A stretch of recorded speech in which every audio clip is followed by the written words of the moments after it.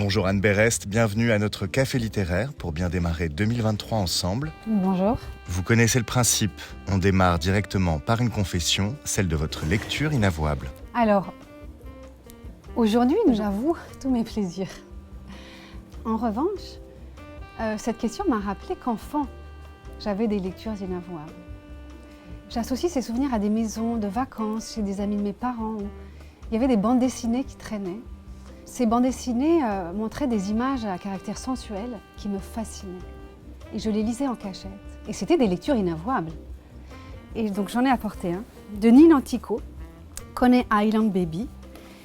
Ce sont des images et des romans, lorsque je me plonge dedans, c'est comme une madeleine. C'est un livre où il y a des images très sensuelles. C'est une approche très féministe de la question de la représentation de la nudité de la femme aux États-Unis et dans le cinéma.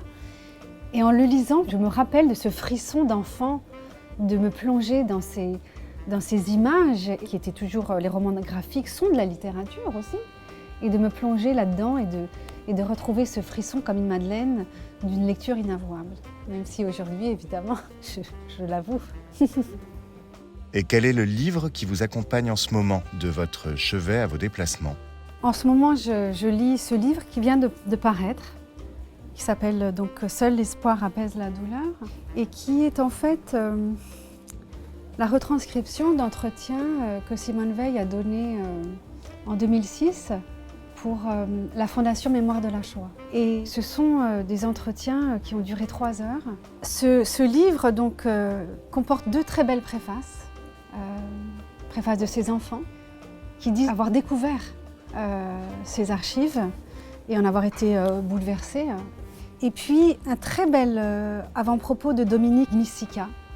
Dominique Missika dit « Et quand disparaîtront les témoins des témoins dont je fais partie, quelle place occupera la Shoah? Comment passer le relais de la mémoire aux jeunes générations ?» Et ce livre est une façon de dire voilà, comment passer la mémoire aux jeunes générations, c'est de ne jamais cesser de lire et relire les témoignages des survivants. Voilà, c'est vraiment mon livre de chevet, vous pouvez voir. Je vois que vous surlignez et annotez vos livres. C'est quelque chose que vous faites souvent ? Oui. Je crois que les livres acceptent tout à fait qu'on les annote, qu'on les surligne. Et quand je ressors des livres que j'ai lus il y a longtemps et que je vois quelles sont les phrases à l'époque que j'ai surlignées, soulignées, je me dis « Ah, mais pourquoi j'ai choisi cette phrase-là » Anne, est-ce qu'il y aurait un ouvrage ou un texte qui a marqué votre vie ? Lorsque j'ai écrit la carte postale, il fallait que je me plonge dans la culture yiddish. Et j'ai découvert alors 2 auteurs que je ne connaissais pas, mais qui étaient comme des continents, qui sont les frères Singer. Ici, vous avez un ouvrage de Israël Singer, et son frère était aussi écrivain, Isaac. Et ici, vous avez le récit des frères Ashkenazi. C'est l'histoire de 2 frères qui vivent à Lodz, en Pologne. Comme moi, ma famille venait de Lodz. C'est pour ça que je me suis plongée dans ce livre, pour essayer de retrouver les parfums, la langue. Et alors là, vous allez découvrir une sorte de Balzac yiddish. Mais vous ne pouvez pas imaginer à quel point c'est extraordinaire. Et c'est vraiment un continent littéraire. Et Israël, lui, est mort assez jeune, des 2 frères, en 1944, je crois. Et donc son frère, lui, a continué d'écrire. Et il écrivait en yiddish. Et son frère a reçu le prix Nobel de littérature en 1978. Et je vous conseille d'aller sur Internet, vous allez le trouver facilement, le discours de réception du prix Nobel de littérature par Isaac. Et alors là, il fait un discours où il explique en quoi la langue yiddish est une langue faite pour la littérature. Mais c'est d'une drôlerie. Mais vraiment, vous allez pleurer de rire. On ne s'attend pas en écoutant un discours de réception du Nobel à rire. Eh bien si. Un livre que vous recommandez ou que vous offrez ? Alors, c'est un ouvrage de psychologie qui moi-même m'a aidée. Et donc, j'offre souvent en me disant, si ce livre m'a aidée, alors il peut aider d'autres. Ce sont des ouvrages d'une universitaire en psychologie qui s'appelle Nathalie Zajde qui a créé en France la première prise en charge des survivants de la Shoah et de leurs enfants, et qui a travaillé sur qu'est-ce que c'est que ce traumatisme qui va ensuite être donné en héritage aux enfants, aux petits-enfants. Et donc celui-ci s'appelle Les enfants cachés en France. Elle part de cas.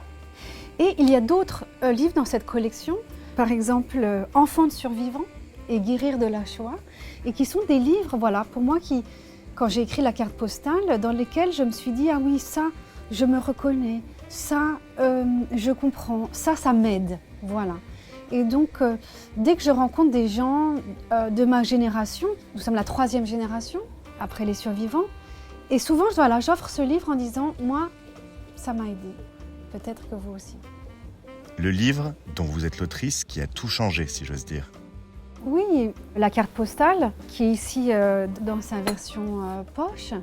Vous voyez d'ailleurs sur la couverture la vraie carte postale, qui est reproduite ici, que ma mère a reçue. Et vous avez aussi la photo de Noémie, la sœur de ma grand-mère, qui a été déportée en 1942. Alors, ce livre, oui, il a changé quelque chose dans ma vie à plusieurs endroits. D'abord, c'est le livre qui m'a fait connaître le plus largement, un grand succès. Donc, évidemment, dans une vie d'écrivain, rencontrer un succès change quelque chose. Et quelque chose s'est passé avec ce livre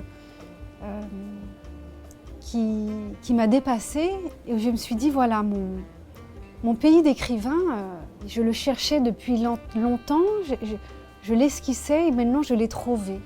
C'est de partir de moi, de mon passé, de quelque chose de très précis, de la vie de certaines personnes très particulières, et qu'en étant très juste, alors on parvient à toucher le cœur des autres. Anne Berest, merci, on va s'empresser de tout lire. Merci. Plaisir de vous avoir reçu et c'est déjà la fin de ce café littéraire.